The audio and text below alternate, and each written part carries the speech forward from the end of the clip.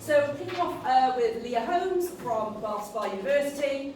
Leah is an MPhil candidate at Bath Spa, researching history, dynamics and evolution of anime fandom in the UK, and has been an active attendee at UK Anime Convention since 1997. Very well done. Thank you very much, Leah. Sorry.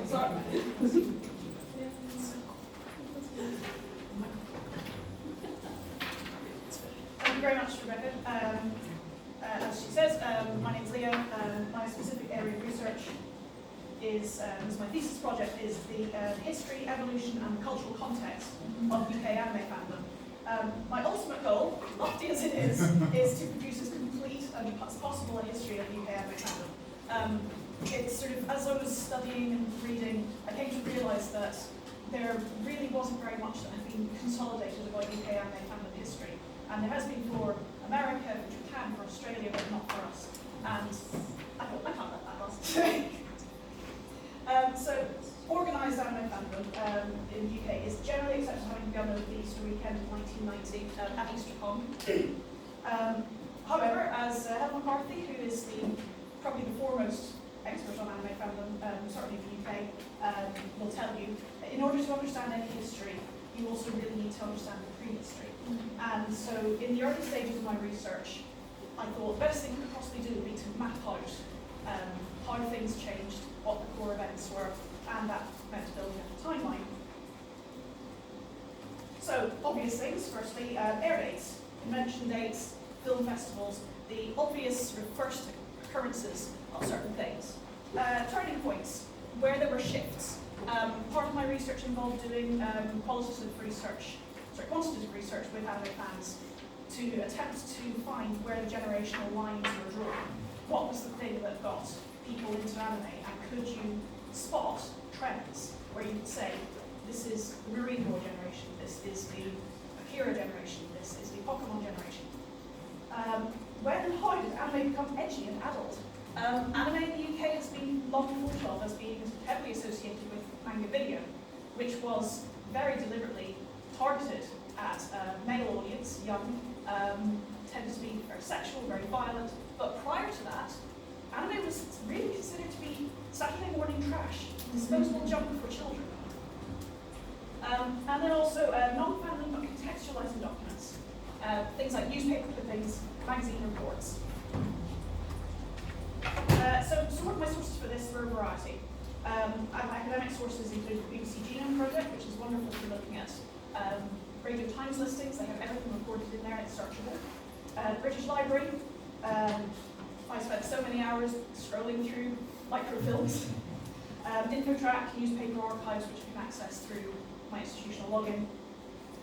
There are a handful of existing UK fandom archives. So the ones I've got there, the Anime Nostalgia Facility in UK and Anime Gym are websites which are maintained by other long-standing fans, and they offer, in different ways, records of how anime fandom has changed, what the events were. And then also the UK Media Anime BBS, which incredibly is preserved on Google Groups.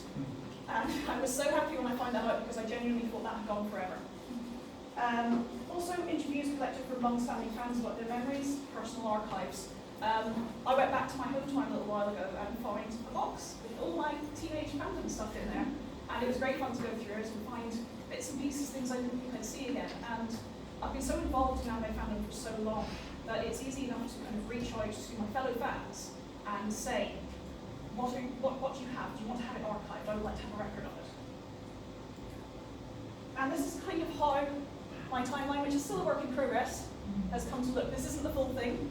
I use a system called Time Glider, which is wonderful. It's very easy to set up timelines like this. You can prioritize things. I've got EasterCon in bigger letters there because that's a big focal point. But then you can also see things like Pokemon airing in the UK. The running time for the London Anime Club. And then you have other things like when Akira was screened at the ICA. Secondary things like individual convention dates. So, as I was working on this and as I was sort of approaching the end of my thesis, and you start to think, as you do with these big projects, what comes next? And there was also, because I felt like I'd been doing so much running around and places and trying to cross-reference, and it was so exhausting that I started to think, do I have a sense of responsibility to future academics who are studying the same thing? So there's a sense of academic responsibility, the need to preserve the ephemera of the pre- and early internet fandom, because so much of anime fandom in the UK is either pre-internet or very early stages internet. And a lot of it is missing now. There's also the Fannish responsibility, the need to preserve the culture of my people, for want of a less clumsy term. But also the need to contextualise it for people who are just coming into anime fandom now, and if they're interested, so that they kind of know where we came from, how things used to be. So here's an example of something I had to dig around a bit for. This was a newspaper article, which was published in the early 90s. It was the Daily Star. This is a very notorious newspaper report which appeared, and it shows up in a lot of writing about press responses to anime in the UK, censorship. Every academic source I found insisted that this was published in 1993. So I went down to the British Library and I scoured through so many microfilms of the Daily Star. Hours. Wow. My God, it's a dreadful experience to come out of looking at these tabloids and go back into the real world. I spent ages scouring through, I couldn't find it. I was so upset. And then I got a tip which suggested that they'd find a reference which was dated that referred to this. And basically it turned out it was in 1994. And in and of itself, there is no reason why it should be 1994 or 1993, except for, this was published in January 1994. Outraged MPs are calling for a ban on horrific snuff cartoon videos which show scenes of child rape, mutilation and murder. What this was actually in response to was, a couple of months previous, there had been a court case for the James Bulger murder. And it's an incredible link, and when I got to this, and it's not a causal link that you would think of immediately, but it was there, and it's really exciting, because you have a major event which had nothing to do with anime, but which nonetheless had an impact on the way anime was perceived, the way it was marketed. And the fact that I couldn't find a single academic source that had the right data on it really annoyed me. So I started to think about building up an archive. One of the biggest things about building the archive, and one of the things I wanted it to do, was to address the fact that some of the sources I was using are inaccessible if you don't have a university registration or the funds to pay for subscriptions. A lot of the sources that are available are incomplete. Fannish resources tend to be erratically updated or outright abandoned, particularly the older ones. Informal records of people's memories can be unreliable and therefore insufficiently rigorous. And also the impermanence of the internet means that fandom records are still ephemeral. Even the things which are online and accessible today, there's no guarantee they'll still be there in 5 years' time. So this is the Anime Nostalgia Facility, which I think is still updated. This is maintained by Carlo Bernardi, who's been an anime fan for a long time. He updates it in blog formats. It tends to be the things he finds as he finds them. And he's got a few health issues, so it tends to be spotty. This is Animation, which is maintained by, well, it was maintained by Jonathan Weeks. You can see in the important announcement at the top there, which is dated 2004, due to circumstances entirely within my control, work on Animation has been suspended. I recently started working full-time for Aca-Fan, which creates a conflict of interest and too much work to do anything else. So it's great that all his old archive is still up there, but there's no more of it.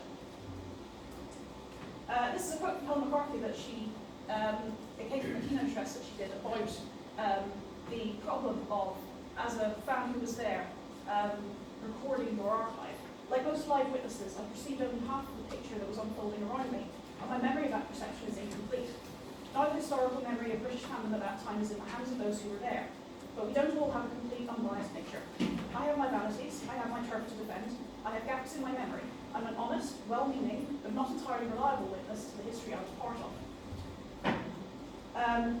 As an example of ephemera, these are guidebooks which were produced for the manga one on the left was for an exhibition of experimental manga, which there's an interesting story to it. It was meant to be part of the Japan Festival and held at the Museum of Modern Art in Oxford. Museum of Modern Art saw what they wanted to put on display, pulled out. It had to be put on somewhere else. There were only 2,000 copies of that book produced, and getting hold of them was very difficult. The manga one was the program that was produced for anime releases in the early 90s. It's also incredibly hard to get hold of, and that's why I don't have a better picture of it. This was thrust into my hands yesterday. The London Anime Club, which no longer exists, every month fans met up in London. There was this newsletter which was handed out to everyone who attended. It's literally a folded A4 sheet of paper. I was amazed to get this. I don't think anyone kept these religiously. So it's a case of, I've got this one, what else is there? These are some fanzines. In order to get this picture, I had to speak to one of the people who was involved in the production of this and hope that she still had hers to hand. And even she had to go through some boxes to find them.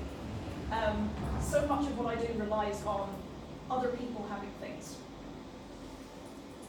So, in essence, what I wanted to do with my archive, I wanted it to be accessible. I wanted it to be complete. I wanted it to preserve what I could, and I wanted it to be reliable. I wanted it to be fairly academically rigorous, while also being accessible to people who were not scholars. So I ran into some problems. Digitizing pre-entry materials would require considerable time and work.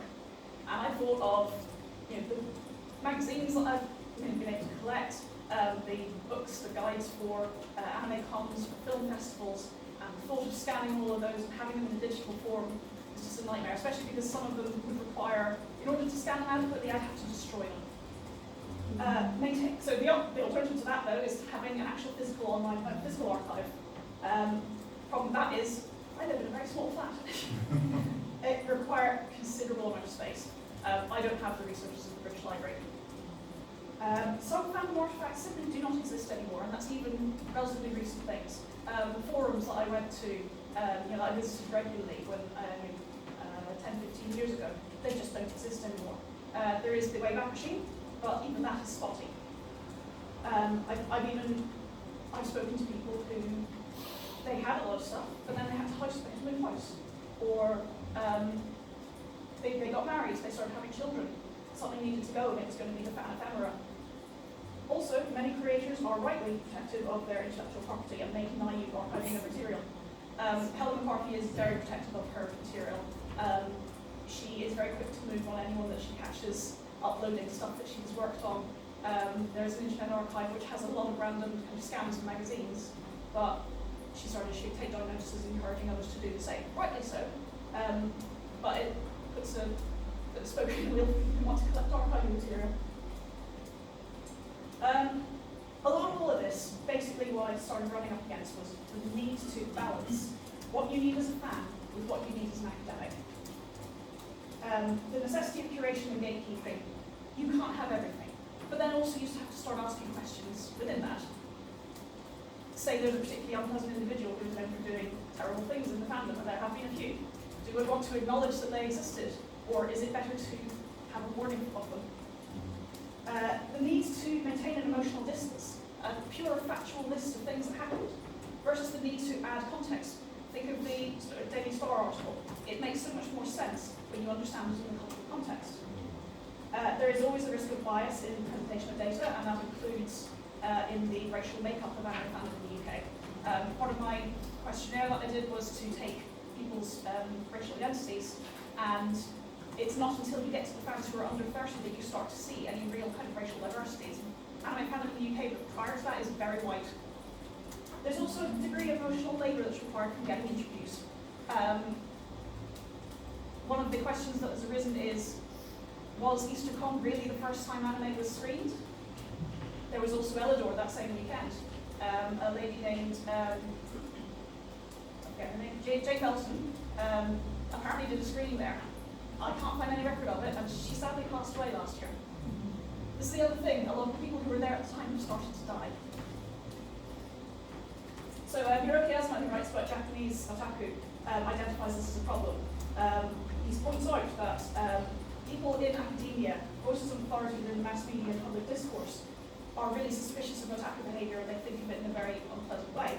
But then otaku are also very suspicious of anyone who's not one of them in conducting their research, and may be resistant to it. It's been extremely difficult to take a position that does not adhere to either of these stances. That's a problem that I run up against. This quote from Will Brooker, which is from his work on Star Wars fans. He mentions that in his published research he had to identify himself first as a fan so that people would trust him. He also says, though, that being part of Star Wars culture, he thinks is a benefit rather than a hindrance to academic research. If study of fans by a fan cannot be read and enjoyed by those fans, something is wrong. So I'm walking a thin line here, trusting that it is possible to be serious and accessible at the same time, most of the time. Sadly, I don't have any answers for some of these questions. It's an ongoing project, but I would very much love to talk to people about it. So yes, we can Q&A later. Thank you very much. Thank you.